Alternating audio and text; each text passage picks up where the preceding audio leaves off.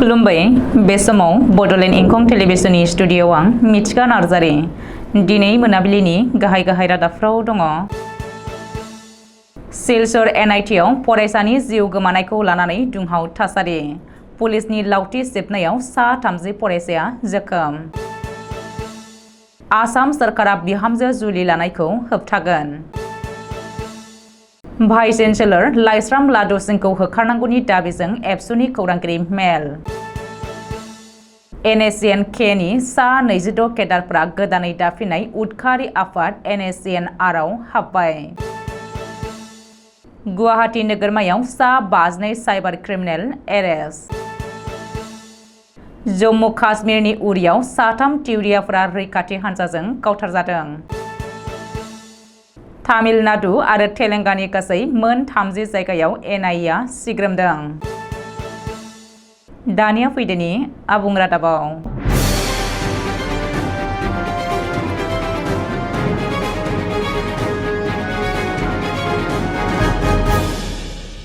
सिलचरनि national institute of technology एबा NIT नि सासे फरायसाया गावखौनो फोथैनानै लानाय जाथायाव दुंहाव थासारि सोमजिदों। मख'नो गोनांदि सिलचर NIT नि 3थि बोसोर एबा 5थि सेमेस्टारनि कुश बाक्कार मुंनि सासे फरायसाया गावखौनो फोथैनानै लादोंमोन। कुश बाक्कारा गावनि हस्टेल खथायावनो गोदोनायाव दौलें लागायनानै गावखौनो फोथैनानै लादोंमोन। बे जाथायनि उनावनो सिलचर NIT आ गोख्रों दान्थे बिदान्थेयाव हाबसोयो आरो सावरायजायो। ओरैहाय फरायसाया गावखौ फोथैनानै लानायनि उनावनो NIT नि फरायसाफोरा प्रफेसर B.K. रयनि हेंथायै खुद्रियो। बेजों लोगोसे B.K. रयआ फरायसाफोरनि जेंनाखौ नोजोर होआ। बेनि थाखायनो फरायसाया गावखौ फोथैनानै लादों होननानै अजद होयो आरो B.K. रयनि हेंथायै गोख्रों राहा लानो दाबि खालामो। बेनि अनगायैबो खुद्रिखांनाय फरायसाफ्रा सानै प्रफेसरनि क्वार्टारखौ बुफायनानै थेर-बेथेर खालामो आरो सावनानै होयो।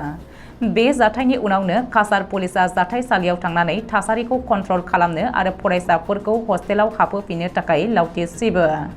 बे जाथायाव सा 30निबो बांसिन NIT नि फरायसाफ्रा जोखोम जादों होननानै शिलंआव फोरमायदों। रिपर्ट बायदिब्ला काछार पुलिसआ NIT नि लांगोनायाव पेट्रलिं खालामनो थाखाय मोनसे कम्पानिखौ डिप्लय खालामदों। बबेखानि सिलचर NIT नि जाथायखौ गोख्रोङै नायबिजिरगोन आरो पुलिस बिफाना आयेननि आवथायाव थाबैनो गासैबो खामानिखौ मावगोन होननानै काछारनि ASP नमल माहातोआ फोरमायदों। उन्दै बैसोआव जुलि लानाय एबा चाइल्ड मेरिजनि उनाव बे खेबाव बिहामजो जुलि लानाय एबा पलिगामी। बे खेबाव आसाम सरकारा बिहामजो जुलि लानायखौ होबथानो सिगांदों। फैगौ डिसेम्बर दाननि गेजेराव आसामाव बिहामजो जुलि लानाया बन्द जागोन। बे बाथ्राखौ बुंदों गिबि मन्थ्रि डक्टर हिमन्त बिश्व शर्माया। मख'नो गोनांदि बिहारनि नलन्दायाव खौरांगिरिजों मोगा-मोगियाव डक्टर हिमन्त बिश्व शर्माया आसामाव बिहामजो जुलि लानायखौ होबथानायनि बाथ्राखौ बुंदों। बबेखानि हादरारि थाखोआव बिहामजोखौ जुलि लानायनि हेंथायै मा खालामो मा खालामा बेखौ मिथिया। नाथाय आसामाव बेनि हेंथायै आयेन लाबोगोन। डिसेम्बरनि गेजेराव बिहामजो जुलि लानाय पलिगामीनि हेंथायै बिल लाबोगोन। बेनि थाखाय रायजो राजाफोरनि सुबुरुन लानाय जादों। आयेनारि दिगफोरखौ नायदों आरो ड्राफ्ट थियारि खालामगासिनो थानाय जादों।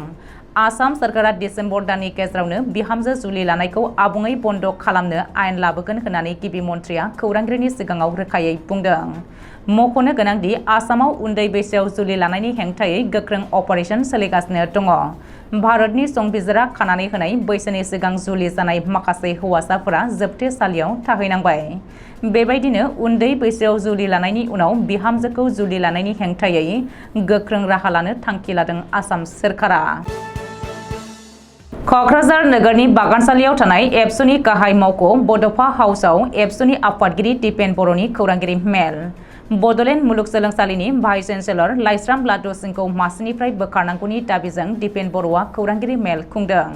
मख'नो गोनांदि लाइस्राम लादु सिंहखौ होखारनांगौनि दाबिजों फैगौ 30 सेप्तेम्बर खालि बड'लेण्ड मुलुगसोलोंसालिनि लांगोनायाव गेदेर धरना हाबाफारि लागोन आरो बे धरना हाबाफारियाव 10,000निबो बांसिन सोमावसारग्राफ्रा बाहागो लागोन होननानै दिपेन बर'आ फोरमायदों। बेजों लोगोसे भाइस चेन्सेलर लाइस्राम लादु सिंहखौ रायजो बेंगिरिनि बोसोनगिरि मिहिर कान्ति चौधुरीनि दैदेननायाव रैखाथि होगासिनो दं होननानैबो एबसुआ गोख्रों अजद होदों। बेखौबो मख'नो नांगोन दि लाइस्राम लादु सिंहखौ लुथिनाय आरो जाख्ल'नायनि अजदआव दायनिगिरि महरै फोसावनायनि उनाव गुवाहाटी गोजौ बिजिरसालिनिफ्राय जामिन लानानै उदां अख्राङाव फैनायनि उनावबो बड'लेण्ड मुलुगसोलोंसालिनि भाइस चेन्सेलर महरै लाखिनाया सोमोनांथाव आरो सानस'नो हायै जाथाय होननानैबो दिपेन बर'आ बुंदों। बेजों लोगोसे रायजो बेंगिरिया दानानै होनाय गोजौ थाखोनि नायबिजिरग्रा कमिटिनि रिपर्टखौ सोराङाव लाबोनांगौ होननानैबो दाबि खालामदों।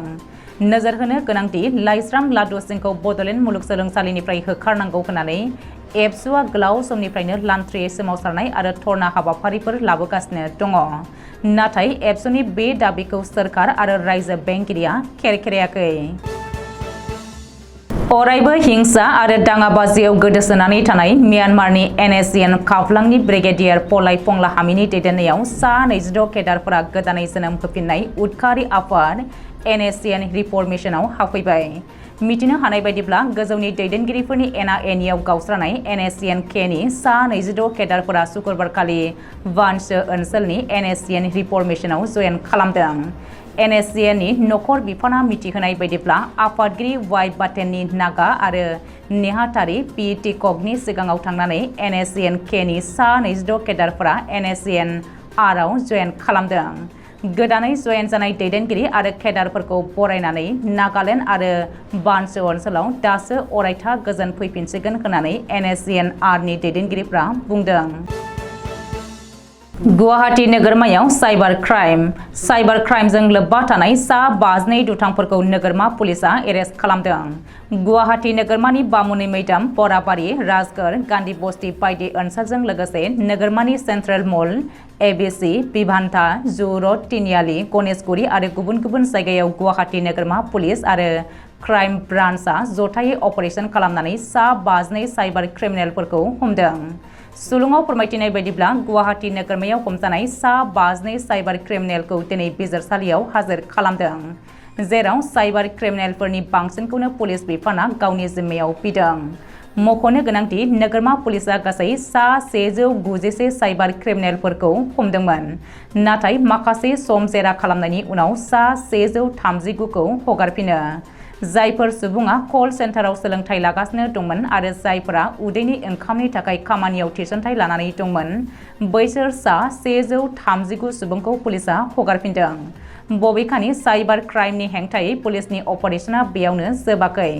हमजानाय साइबार क्रिमिनेलफोरनि आयेनारि खामानिया जोबनायनि उनाव गुवाहाटी नोगोरमायाव साइबार क्राइमनि हेंथायै अपारेशन सोलिफिनगोन होननानै गुवाहाटी नोगोरमानि पुलिस कमिशनार दिगन्त बराया सुलुङाव फोरमायदों।